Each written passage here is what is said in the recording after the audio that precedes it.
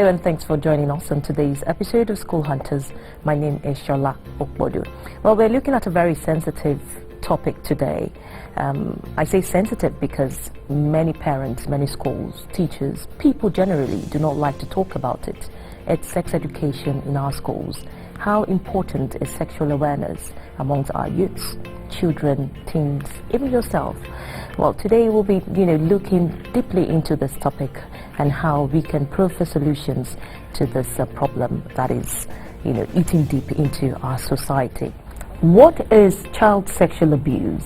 It is when someone touches your private parts. It could be your breast, your vagina, your penis or anus, or makes you touch theirs. It can also include rape. For example, putting a penis or another part of their body into your vagina, anus or mouth. Well, these are words that we shy away from. These are words that we never want to talk about. Or it could be somebody trying to make you feel uncomfortable. For instance, making sexual comments about you or perving at you in a sexual way. This is a story about two little girls. Alma, who was born in a big town, and Maria, who was born in a small village. Maria dreamt of becoming a hairdresser when she grew up. Alma dreamt of marrying a good man and having a big family. Years passed, the girls grew up, but there was no work, no money. What's to become of their hopes and dreams? Then one day there was great excitement in Maria's village. Her cousin had just returned from abroad. He brought everyone lovely presents. "Working abroad is great," said her cousin. "Why don't you come abroad with me and my wife? I'll get you a good job. You can be a hairdresser. Trust me." Maria was so happy. She agreed to go abroad with her cousin. Meanwhile, in her hometown, Alma met a charming man. He took her out to lovely places. He was a really good dancer too. Alma fell in love. "Working abroad is great," said her boyfriend. "Why don't you come away with me? I'll get you a good job. We'll work and save money, and when we come back, we'll have a big wedding. Your parents will be very impressed. Trust me." Alma agreed to go abroad with her boyfriend. She was so happy. At last her dream will come true.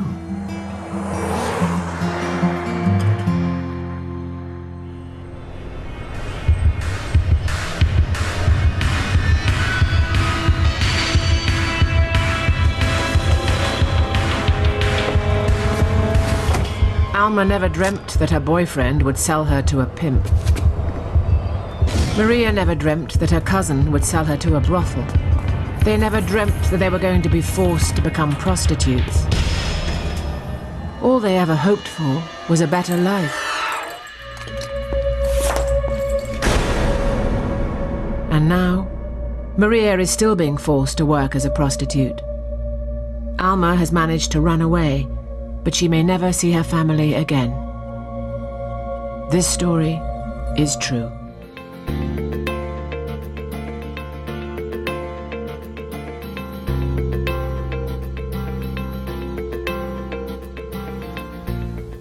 Hello, my name is Tijani Hakim Olaleke. I'm a leader, a pastor, a youth pastor, a mentor. I can call myself a conscious human being. I work with young people, teenagers, anyone who seems to think that life is upside down in terms of the experiences that they've had growing up. There's a lot that I can say about myself, but it's not about me. It's about you out there.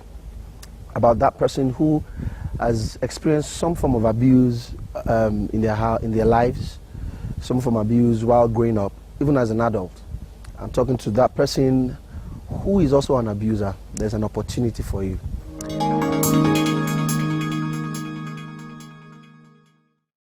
Every now and then, we're faced with some simple questions. How do we get the best home tutors, best teachers, and best schools for our children? School Hunters can give you that answer when you visit our website, www.schoolhunters.com.ng. Register as a member today and gain access to qualified teachers or home tutors to assist you with your educational needs, irrespective of the field or subject, and at your convenience. Qualified teachers who wish to connect to prospective clients can also go to the website www.schoolhunters.com.ng and register as tutors. At School Hunters, we also provide other educational support services like general printing of school materials, organized exhibitions and capacity building workshops, video coverage for your events, as well as enrollments and placement services for students. So do visit us on our website www.schoolhunters.com.ng. School Hunters, everything school.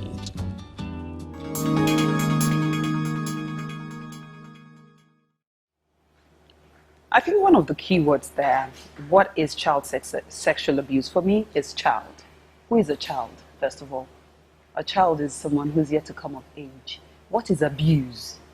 You know, it's when you have, for lack of words, maybe abused the right of somebody else or taking advantage of someone else. And in this case, we're talking of a child. It means that when an adult, when someone who knows what they're doing, forcefully take advantage of a child who cannot discern right from wrong, particularly when it comes to their sexuality and when it comes to sex. And taking advantage of that child and threatening the child is, you know, what I'll consider what child sexual abuse is. The first time, my first sexual experience was with this man performing oral sex on me as a boy. Over the years, I've worked with so many young people, well over 15 years, and I realized that there's just a lot of abuses going on. I'm a victim myself. My parents separated when I was 8 years old. Even though I came out stronger in my own case, but in some cases, some people did not. And I'm just trying to see if I can talk to someone out there who is going through some form of abuse. Can I talk about a girl who was abused by a family doctor at the age of 15? Or a girl who was abused by her father when she was 8 years old? Or another boy who was abused by her father at the age of 10? I can go on and on and on and on. Or a girl that was introduced to lesbianism at the age of 10 in a secondary school where she was in a boarding school by choice. The children have to even first trust you to be able to open up to you. Most times we see sexual education as something sacred, like, you know, you don't know when to talk about it, how to talk about it, and how to go about it. So people try somehow or somewhat shy away from talking about these things. So a child comes to you and said, I was abused. You really need to counsel that child, because a lot more have gone wrong, and it might not be once or twice. So you have to even involve the child's parents in talking about this, because the person, you never can tell if the person who abused the child lives right in the child's home or maybe even in the school.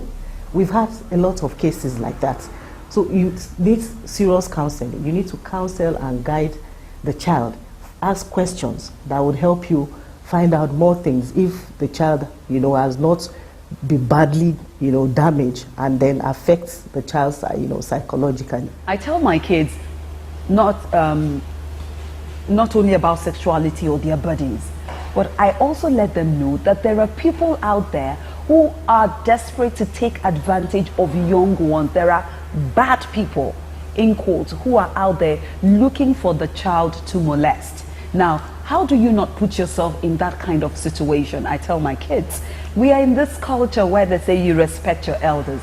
I tell children, if someone hugs you in a way you don't like, tell them, please don't hug me. I don't like it. If they feel that is disrespectful, let them take it up with your mom. I tell my kids, don't be afraid to tell somebody, please don't touch me. I don't like it. And when they are that aware, such a bad person, in quote, knows that this child is alert and aware and will do well to stay away from your child. You do your child no good by keeping away the things that they need to know the most.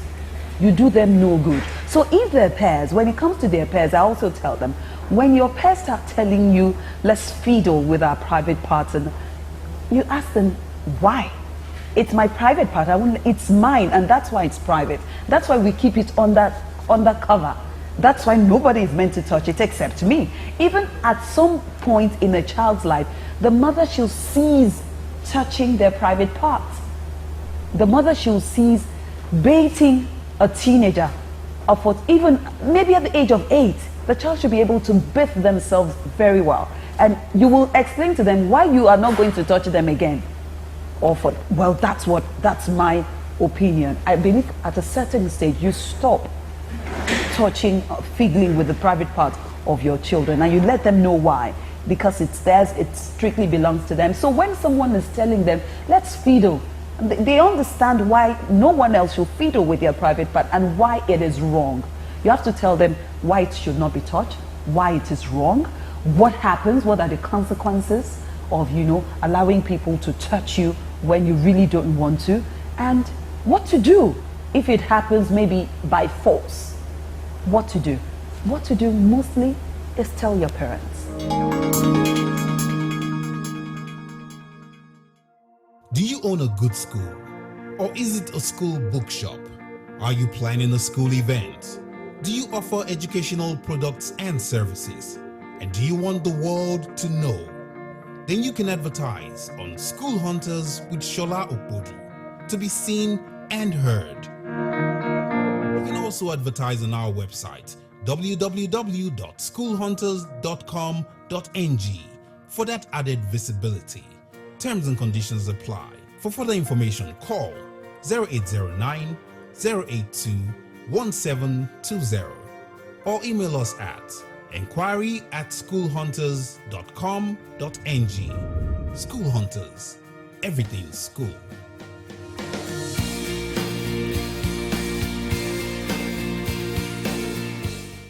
I understand there are so many attributes or things that make abuse inevitable in the life of some people, by environment or by virtue of life's experience. I may take time to define what I understand as child abuse.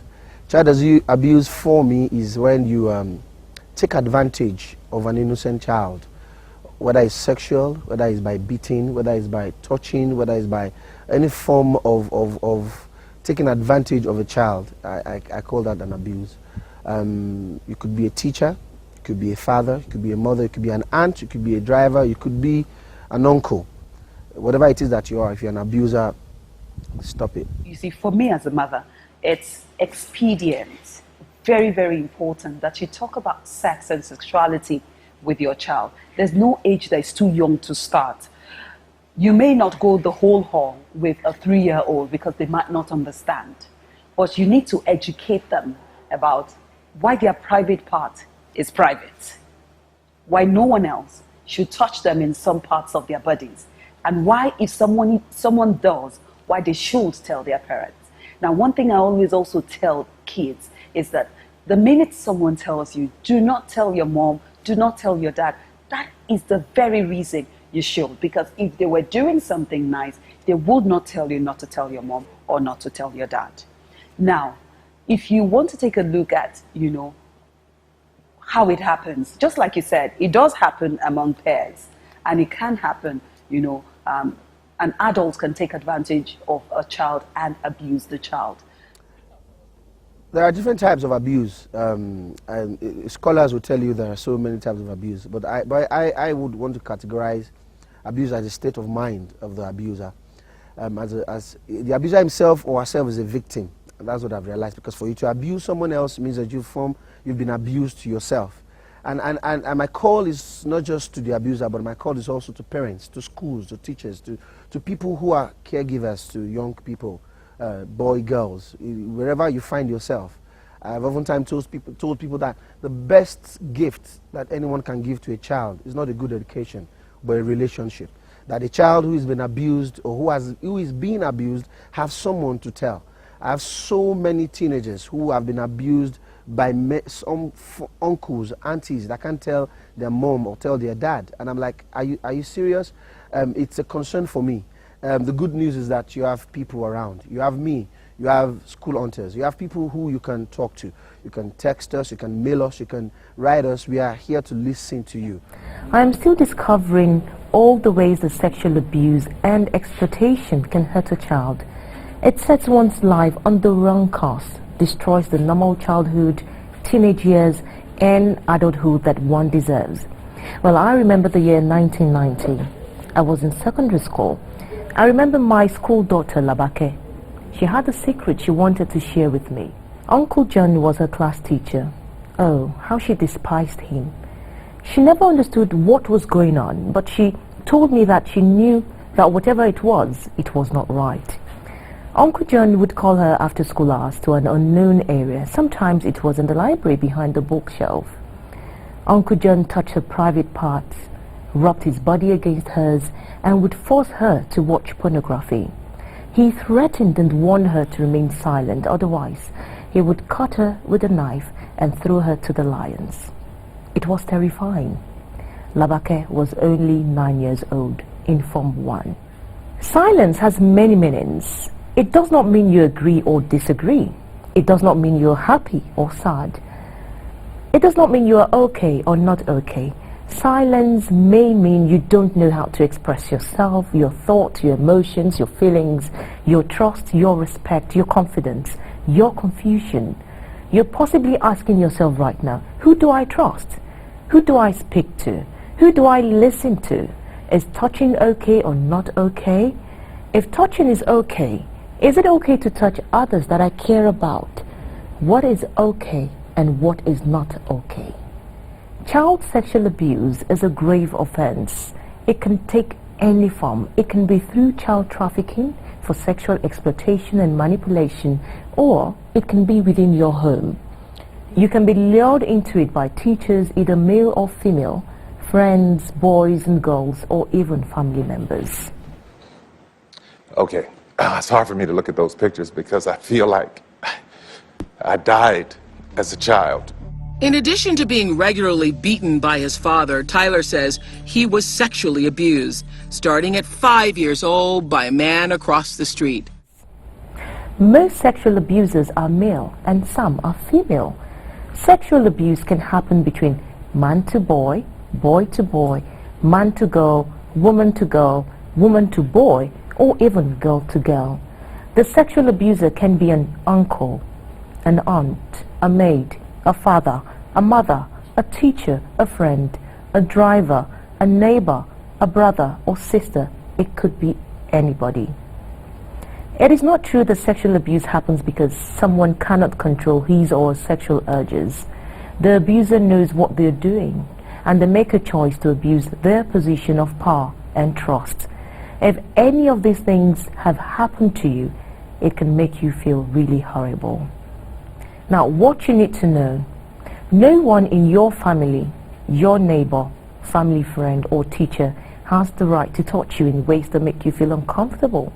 No one, and I repeat, no one has the right to trick you, confuse you, or force you into doing sexual things. If this is happening to you, then it is called sexual abuse. The first thing to remember is that it isn't your fault. No matter what, it's not your fault. The abuser is always responsible for the abuse. It's very hard to know what to do when someone hurts you like this. It doesn't make you a bad person, and you don't deserve to be treated in this way. Sexual abuse can be very confusing. It is against the law for anyone, and I repeat, for anyone to treat you like this. The person doing the abuse might be someone you trust. By treating you like this, they've betrayed your trust in them, and this is very, very wrong. Also, often the person who does this to you will tell you things like, "It's normal. Don't tell anyone. It's our secret."